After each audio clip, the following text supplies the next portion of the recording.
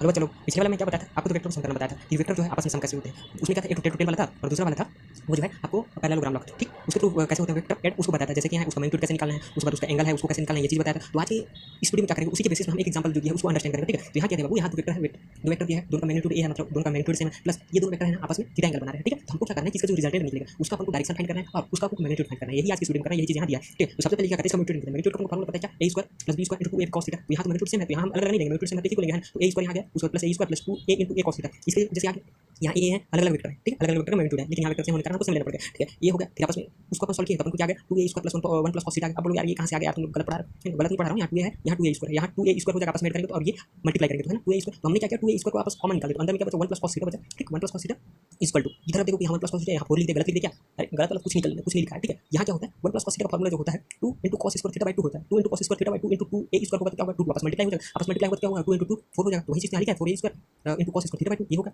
अब देखो इसका अंडर रूट करेंगे तो क्या होगा 4 है, 4 का क्या होता है 2 होता है, a स्क्वायर है, एक अंडर रूट करेंगे तो क्या होगा a स्क्वायर का ये आएगा, cos स्क्वायर क्या है cos स्क्वायर थीटा बाई 2 है, उसका करेंगे क्या आएगा cos थीटा बाई 2, ये चीज़ तो आ गया, ये अपन को भी आ गया, अपन को क्या मिला मैग्नीट्यूड मिला, ठीक है। अब इधर में क्या आएगा, इसका अपन को जो resultant will be make an angle with a first vector where, ठीक। अब यहाँ देखो ये तो रिजल्टेंट का मैग्नीट्यूड आ गया, अब अपन उसका डायरेक्शन भी तो फाइंड करना है, तो डायरेक्शन फाइंड करना है तो अपन क्या निकालना पड़ेगा, अपन को उसका एंगल निकालना पड़ेगा, ठीक है। एंगल कैसे निकालेंगे, मैंने पिछले वाले में बताया था यहाँ tan अल्फा कैसे निकालते हैं, ये वाला उसी को अप्लाई कर देते हैं ना, क्या दिक्कत है ना। यहाँ अब अल्फा क्यों निकालिए, अपन को थीटा दिया पहले से बोलो। अरे भाई साहब थीटा दो वेक्टर है उनके बीच का एंगल है, अल्फा जो निकलेगा रिजल्टेंट और वेक्टर के बीच का एंगल निकलेगा, ठीक है। ये अल्फा थीटा क्या है, दोनों वेक्टर के बीच का एंगल, और अल्फा क्या है रिजल्टेंट और वेक्टर है उसके बीच का एंगल है। तो अपन को क्या निकालना है, जो रिजल्टेंट है उसका डायरेक्शन फाइंड करना है, डायरेक्शन फाइंड करना है तो क्या करेंगे रिजल्टेंट और जो वेक्टर है उसके बीच का एंगल लेंगे ना, वही तो लिया है यहाँ, तो tan अल्फा उसी का निकाल लीजिए, ठीक है। तो ये क्या है a sin theta by a plus a cos theta, जिसमें से क्या होता है a sin थीटा जो होता है इसका जो परपेंडिकुलर होता है, ठीक है। अपन क्या करते हैं जो वो पैरेललोग्राम में रहता है ना उसमें अपन क्या करते हैं एक राइट एंगल ट्रायंगल बनाते हैं, ठीक। राइट एंगल ट्रायंगल 90 डिग्री वाला, ठीक है, उसको बनाते हैं। उसके बाद क्या करते हैं नीचे में रहता है पहले वेक्टर का मैग्नीट्यूड लेते हैं, प्लस वहाँ से थोड़ा सा और आगे बढ़ाए रहते हैं ना जो वेक्टर का मैग्नीट्यूड वहाँ तक का उसका मैग्नीट्यूड लेते हैं, ठीक है। वेक्टर पहले वाला वेक्टर लिए उसका थोड़ा सा और बढ़ाते हैं उसका मैग्नीट्यूड, मतलब उसका लंबाई और बढ़ाते हैं तो उसका मैग्नीट्यूड जो बढ़ाया वो लंबाई है, तो ये एक cos थीटा तो वही होता है। पिछले वाले में बताया होगा, समझ नहीं आता तुम एक बार उसको जाकर देख लेना, ठीक है।